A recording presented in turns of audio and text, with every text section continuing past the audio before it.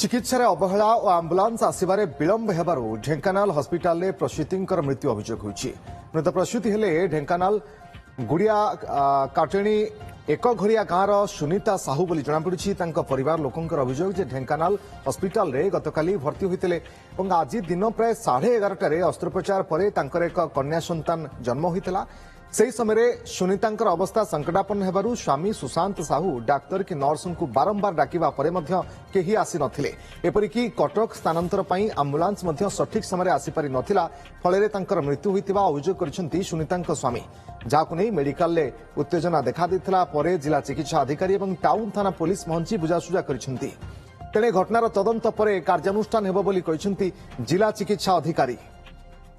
को meeting nurse मान को 3 थर डाकिले शुणुना कहते भल अच्छी व्यस्त हूँ चाप शुणुना इंजेक्शन निशा इंजेक्शन देदेले कहले बीपी लू अच्छी कटक नहीं आंबुलांस कड़ मुझे कहले आज्ञा नंबर दिंतु फोन करी मरीगला मो स्त्री डॉक्टर अभाव नर्स अभाव आंबुलांस सुविधा दे पाइले मत तदंत कलापर आम जहाँ कहवा तेणु डिटेल बुझाबुझी कर जहाँ कह पुंखानुपुंख आलोचना कर